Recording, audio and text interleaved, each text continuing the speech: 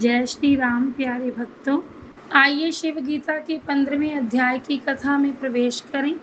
श्री रामचंद्र बोले, हे भगवान, आपकी भक्ति कैसी है और वह किस प्रकार उत्पन्न होती है, जिसके प्राप्त होने से यह जीव निर्वाण हो जाता है और मुक्त पदवी प्राप्त करता है। हे शंकर, वह आप सब वर्णन कीजिए जिससे संसार से निवृत्ति प्राप्त हो। शिवजी बोले, जो वेद अध्ययन, दान, यज्ञ संपूर्ण मेरे में अर्पण की बुद्धि से करता है, वह मेरा भक्त और मेरा प्रिय है। वह इस प्रकार का है कि आमता त्वं गिरिजामतिः सहचरा प्राणः शरीरम गृही पूजा ते विषय उपभोग रचना निद्रा समाधि स्थितिः संचारः पदयो प्रदक्षिण विधि स्तोत्राणि सर्वा गिरो यत् करं करोमि तद अखिलम शंभो तव आराधनम। अर्थात यह शरीर शिवालय है, इसमें सच्चिदानंद आप हो। बुद्धि रूप शिव पार्वती जी हैं, आपके साथ चलने वाले नौकर प्राण हैं, और जो मैं विषय आनंद के निमित्त खाता पीता देखता सुनता हूँ, बोलता हूँ, स्पर्श करता हूँ, यही आपकी पूजा है। निद्रा समाधि है, फिरना आपकी प्रदक्षिणा है, वचन आपकी स्तुति है। हे शिव, इस प्रकार मैं आपका आराधन करता हूँ। आप मेरे ऊपर कृपा करो। इस प्रकार आराधन करें, कर्मों को ऐसे मेरे अर्पण करें। अग्निहोत्र की पवित्र भस्म लाकर अथवा श्रोत्रिय ब्राह्मण के स्थान से लाकर अग्नि रीति भस्म इत्यादि मंत्रों से यथाविधि अभिमंत्रित कर अपने शरीर में उसे लगाकर और भस्म द्वारा ही जो मेरा अर्चन करता है, हे राम, उससे अधिक मेरी भक्ति करने वाला दूसरा नहीं है। जो प्राणी मस्तक और कंठ में रुद्राक्ष को धारण करता है और नमः शिवाय इस पंचाक्षरी विद्या का जप करता है, वह मेरा भक्त है और मुझे प्यारा है। भस्म लगाने वाला, भस्म पर शयन करने वाला, सदा जितेंद्रिय, जो सदा रुद्र सूक्त जपता है और अनन्य बुद्धि से मेरा चिंतन करता है, वह उसी देह से शिव स्वरूप हो जाता है। जो रुद्र सूक्त या अथर्व शीर्ष मंत्रों का जप करता है, कैवल्य उपनिषद या श्वेतर उपनिषद का जो जप करता है, उससे अधिक मेरा दूसरा भक्त इस लोक में नहीं है। धर्म से विलक्षण, अधर्म से विलक्षण, कार्य कारण से भी परे, भूत और भविष्य काल से भी परे, जिसको मैं कहता हूँ सो आप सुने। जिस वस्तु को वेद और सब शास्त्र वर्णन करते हैं, जो संपूर्ण उपनिषदों में से सार ग्रहण किया है, जैसे दही में से घृत, जिसकी इच्छा करके मुनिजन ब्रह्मचर्य धारण करते हैं, वह अकार उकार मकारात्मक हमारा पद है। सो मैं तुझसे संक्षेप में वर्णन करता हूँ। यही अक्षर पर ब्रह्म और सगुण ब्रह्म, निर्गुण ब्रह्म है। इसी अक्षर ब्रह्म के जानने से ब्रह्मलोक को प्राप्त होकर मुक्त हो जाता है। यही उत्तम आधार है, यही उत्तम तारक है। इसको जानकर वह ब्रह्मलोक में पूजित होता है, जो वेद रूपी धेनुओं में श्रेष्ठ है। ऐसा वेदांत प्रतिपादन करता है। यही मोक्ष का धारण करने वाला और संसार सागर का सेतु है।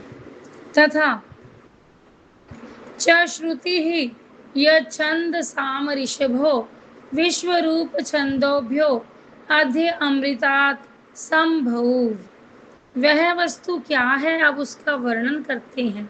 वह मेद से आच्छादित हुए कोश अर्थात हृदय आकाश में जो ब्रह्म है, उसे ओंकार कहते हैं। यही परम मंत्र है और इसी में सब लोग निवास करते हैं। तथा च श्रुति सो अयमात्मा अध्यक्षरम ओंकारो अधिमंतरम पाद मात्रा मात्राश्च पादा अकार उकारो मकारः ओम इति ब्रह्म ओम इति इदम सर्वम। अर्थात यह ओंकार ही ब्रह्म और सब कुछ है। उसकी 4 मात्रा है, अकार, उकार और मकार, और अंत की कारण रूप आदि मात्रा है। पहली अकार रूप मात्रा में भूलोक, ऋग्वेद, ब्रह्मदेव, 8 वसु, गार्हपत्य अग्नि, गायत्री छंद और प्रातः सेवन, ये 8 देव निवास करते हैं। दूसरी उकार मात्रा में भूलोक, विष्णु, रुद्र, अनुष्टुप छंद, यजुर्वेद, यमुना नदी, दक्षिणाग्नि, माध्य दिन, सवन यहाँ देवता निवास करते हैं। तीसरी प्रकार मात्रा में स्वरलोक, सामवेद, आदित्य, महेश्वर, आहवनीय अग्नि, जगती छंद और सरस्वती नदी और अथर्व वेद तृतीय समन यहाँ वास करते हैं। और जो चौथी मात्रा है वह सोमलोक, अथर्वांगी रस, गाथा, संवर्तक, अग्नि, महरलोक, विराट, सभ्य और आवसध्य अग्नि, शुद्री नदी और यज्ञपुच, यहाँ देवता निवास करते हैं। अमात्रो चतुर्थो व्यवहारम प्रपंचोपशमः शिवो अद्वैत एवं ओंकार आत्मेव संविशित आत्मनः आत्मान य एव वेद। अर्थात जागृत, स्वप्न, सुषुप्ति तीनों अवस्था से परे अमात्रिक तुरीया अवस्था रूप आत्मा ही है। वह वाचक, वाच्य रूप, वाणी, मन का मूल अज्ञान दूर करने से व्यवहार के अयोग्य है तथा प्रपंच रहित शिव स्वरूप और अद्वैत है। यह उच्चारण किया हुआ ओंकार आत्मा ही है। ऐसे जो जानता है वह अपने आत्मा से परमार्थ रूप आत्मा में प्रवेश करता है और जन्म के कारणों का लय कर फिर उत्पन्न नहीं होता। पहली मात्रा रक्त वर्ण, दूसरी भास्वर वर्ण, तीसरी बिजली के वर्ण और चौथी मात्रा शुभ वर्ण है। जो कुछ उत्पन्न हुआ है और जो कुछ उत्पन्न होगा, स्थावर, जंगात्मक, जंगमात्मक अनेक प्रकार का यह जगत ओंकार में ही प्रतिष्ठित है। भूत भविष्य रूप यह संसार रुद्र रूप ही है। रुद्र में प्राण और उसमें भी ओंकार स्थित है। तात्पर्य यह है कि शिव और ओंकार एक स्वरूप हैं। वह शिव रूप सनातन ब्रह्म ओंकार में ही वर्तमान है। इस कारण ओंकार का जप जपने वाला निसंदेह मुक्त हो जाता है। श्रोत्र अग्नि से अथवा स्मार्त अग्नि से अथवा शैवाग्नि से उत्पन्न हुई भस्म को जो ओंकार से अभिमंत्रित करके ओंकार द्वारा जो मेरा पूजन करता है, उससे अधिक संसार में मेरा दूसरा प्रिय भक्त नहीं है। घर की अग्नि अथवा वन की अग्नि की भस्म को ओंकार से अभिमंत्रित करके जो अपने शरीर में लगावे वह शूद्र भी मुक्ति को प्राप्त हो जाता है। दंभांकुर, बिल्वपत्र तथा और भी वन के पर्वत के उत्पन्न हुए फूलों से ओंकार द्वारा जो मेरी नित्य पूजा करता है वह मेरा प्रिय है। पुष्पम, फल, मूल, पत्रम किंवा जल से जो ओंकार युक्त मेरे निमित्त दान करता है वह करोड़ गुना हो जाता है। किसी प्राणी मात्र की हिंसा ना करनी, सत्य बोलना, चोरी ना करना, बाह्याभ्यंतर शौच युक्त, इंद्रिय निग्रह करने वाले, वेद अध्ययन में तत्पर जो मेरे भक्त हैं वे मेरे प्यारे हैं। जो कोई प्रदोष के समय मेरे स्थान में जाकर मेरी पूजा करता है वह अत्यंत लक्ष्मी को प्राप्त होता है और अंत में मुझ में लय हो जाता है। अष्टमी, चतुर्दशी, पूर्णिमा और अमावस्या इन तिथियों में जो सर्वांग में भस्म लगाकर रात्रि के समय मेरा पूजन करता है वह मेरा प्रिय भक्त है।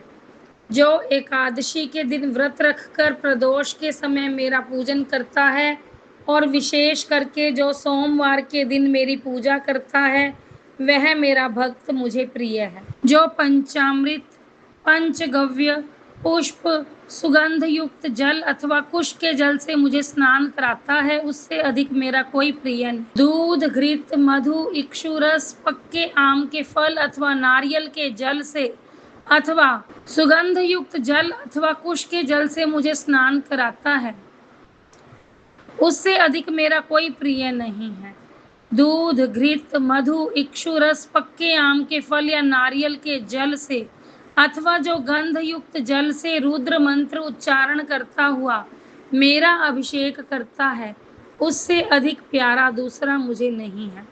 जो जल में स्थित हो, सूर्य की ओर मुख किए, ऊपर को बाहें उठाए, सूर्य के बिंब में मेरा ध्यान करता हुआ अथर्वांगी रस का जप करता है वह इस प्रकार मेरे शरीर में प्रवेश करता है जैसे गृहपति घर में प्रवेश करता है। बृहदत्थ अंतर वामदेव और देवव्रत शाम को तथा योग आज्य दोह मंत्रों का जो मेरे आगे गान करता है वह इस लोक में परम सुख को भोग कर अंत में मेरे स्थान को प्राप्त होता है। अथवा जो ईशावास्य आदि मंत्रों को सावधान होकर मेरे सन्मुख जप करता है वह मेरी सायुज्य मुक्ति को प्राप्त होकर मेरे लोक में अक्षय सुख भोग करता है। हे रघुनाथ जी, यह मैंने भक्ति योग तुम्हारे प्रति वर्णन किया। यह मनुष्य की सभी कामना पूर्ण करने वाला है। हे श्री राम, अब और क्या सुनने की इच्छा रखते हैं बताइए। इसी के साथ 15वें अध्याय की कथा को विराम देते हैं। शिव गीता की पावन कथा को प्रेम पूर्वक श्रवण करने के लिए आप सभी प्यारे भक्तजनों का हार्दिक धन्यवाद। आप सब प्रेम भरी जय श्री राधे, जय श्री कृष्ण, हरि ओम जी।